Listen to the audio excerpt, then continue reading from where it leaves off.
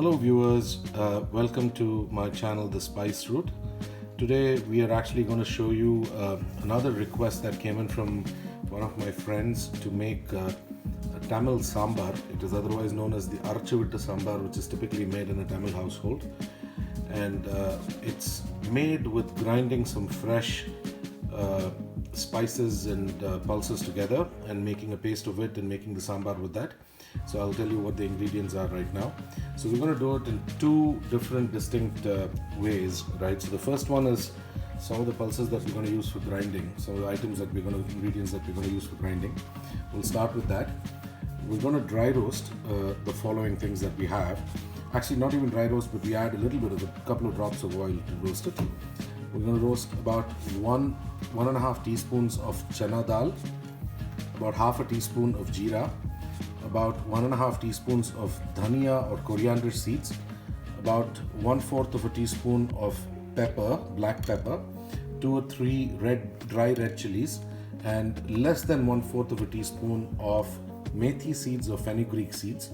We'll first dry roast these and add about 2 drops of water, 2 drops of oil, and roast these, and then add the onions, after which we'll add about half a spoon of oil to roast it, and then grind it along with coconut. This is about half a cup of coconut that I have put in water. It was frozen coconut.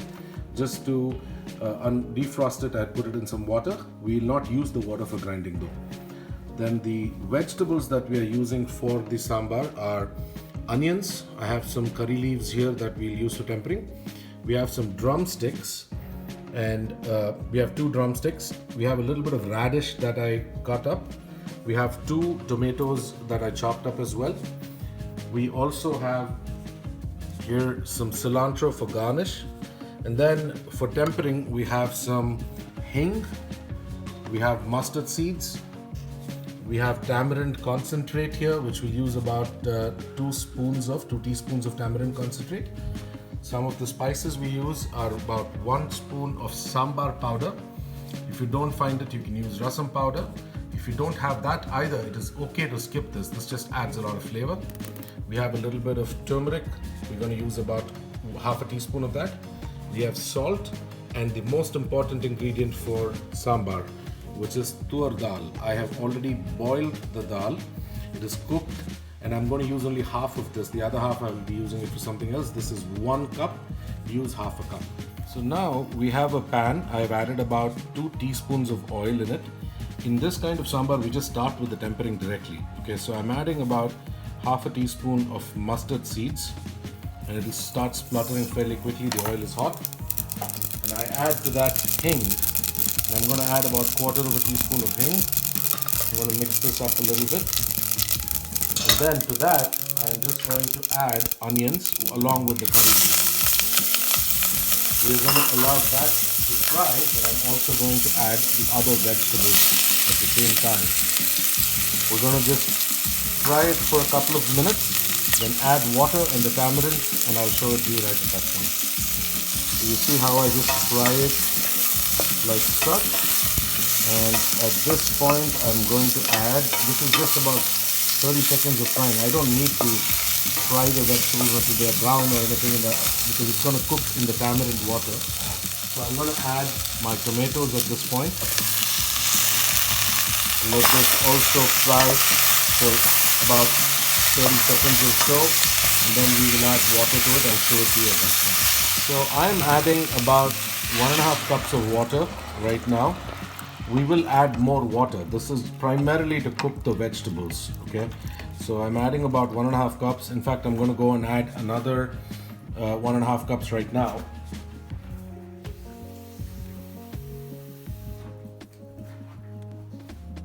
This is the second 1.5 cups of water. To this, I'm going to add a few different things right now at this point itself. I'm not going to let the water come to a boil or anything. I'm going to add about 1.5 to 2 teaspoons of tamarind paste. I'm eyeballing it. Please use an actual spoon. This sambar doesn't have to be very, very sour like other sambars. So you're just adding about 1.5 teaspoons of tamarind paste. If you're using fresh tamarind, just put it in water and allow it to soak, take the juice out, and then put just the juice of the tamarind. Right at this point, I'm going to add a few more things, and I will show you what those are. I'm adding about half a teaspoon of turmeric. I'm adding about 1 teaspoon of sambar powder. Here, just a little more, not too much. And then I'm adding some salt to it.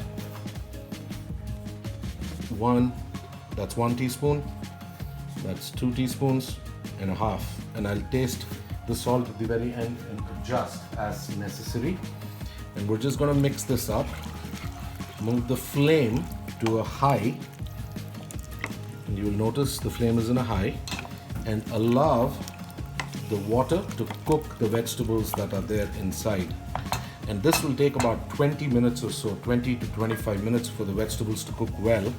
And at that point, we will add the rest of the. While the vegetables are cooking in the tamarind water, what we are going to do right now is dry roast some of our ingredients that I had mentioned earlier for grinding. I am just going to put all of it here. My mother doesn't put jeera, but I do. It adds a tremendous amount of flavor. So pick the way you want to do it, but I believe jeera is a fantastic thing for this. So the pan is hot, and we're just going to dry roast this for maybe about 2 minutes or so until the fragrance is released. And at that point, I will be adding a couple of drops of oil.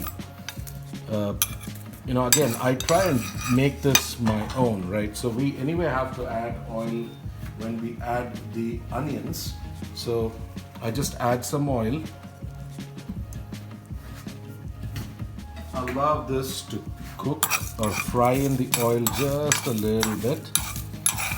The fragrance is already coming out. I'm not waiting for this to become red or anything like that. The fragrance has started coming out very well. And at this point, I add the half an onion that I had chopped. Just going to put that in here. And allow the onions to fry in the oil. So what I'm going to do, by the way, guys, I'm not going to show this whole process. Just let the onions fry for about 2 minutes or so. Take the entire mixture, put it in a mixie jar, add the coconut that we had. That's about half a cup of coconut. Grind it into a smooth paste and keep that ready. Alright, so we look at how I have not let it fry too much. It's just fried enough, and the raw smell of the onions gone. All I'm going to do is put all of this into the mixie, and I'm going to also add the coconut to this. This becomes the base of the Arachuvitta Sambhar technically, and also the chana dal in this is what makes the sambar thick. So you do not need too much of dal for this sambar, unlike a normal sambar that you have. And what I'm going to do right now is just add to this the coconut, half a cup of coconut, and then I will grind this to a paste. You can add a little bit of water while you're grinding it, not too much, just make it as a paste, not too much water, just maybe a little bit to help it grind smooth. That's it. Alright, so we are about half an hour into the cooking, and you would notice that the vegetables are all cooked very well. So we're going to add a few different things right now. The first thing that we're going to do is add water. I'm going to add about 1 cup of water just to make this a little thinner. We'll add a little more as well. I'm saving that to clean up the mixie jar. And then I'm going to add all of the ground mix, the mixie stuff, the ground mixture that I had of all the spices, the pulses, the red chili and all of that, and the coconut. So I add that into this mix. Remember, this is what makes the sambar special. The Arachuvitta Sambhar is because of this, what we are grinding. The term Arachuvitta is coming from grinding. And I'm going to take all of that stuff and then put that in there along with the water. So add water to reach your level of consistency. Okay, so that's been added. Now I take about half a cup of that dal that I had made, in fact less than half a cup. I'm going to add that as well into this mix. And now increase the heat to a little high. It was on low for some time. Mix this up really well. Allow this to come to one boil. Alright, just one boil until it just froths up on the top. That's the point that the sambar is done. You don't need to cook it for very long because pretty much everything is cooked at this point. Allow this to come to one boil and let it froth up. Then add the cilantro and we are pretty much done. There is one secret to it and I'll show that to you at the very end. Alright friends, so we are at the very end. You see that the sambar has started boiling. I am going to, one of the things I said which is a secret ingredient. It's not secret really. My mom would add about a spoon of jaggery or vellam to the sambar. What I'm doing right now is instead of that I'm adding about a spoon of brown sugar. Either which works very well.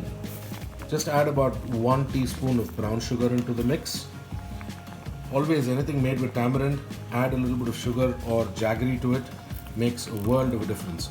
And then add all your cilantro. Again, another thing that is not done typically but adds a lot of flavor to the sambar. You don't need to add the cilantro in the garnish, but do it, I'm sure you would like it. Mix it up, switch off the flame, and your sambar is ready. Do subscribe, like, click the bell icon, try this recipe at home, and I'll see you with my next recipe soon.